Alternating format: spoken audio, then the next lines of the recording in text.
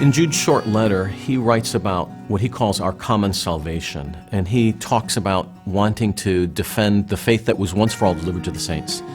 And we really do believe that there is a core, an essential center of theology that is common to all Christians. The truth is that every individual Christian is a theologian. And what I mean by that is that we all, reading Scripture and growing up, try to begin to fit the pieces together. What is God like? What is God doing? What's the work of Christ? What is it that Christ has accomplished on the cross?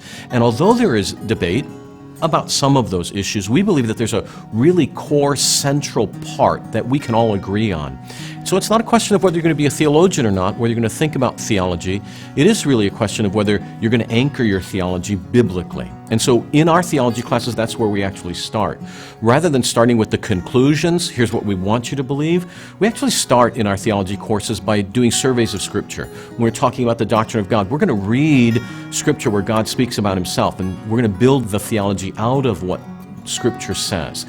So, in a sense, the common theology growing from the Scriptures is where we're going to camp. We believe that's where we can all live together.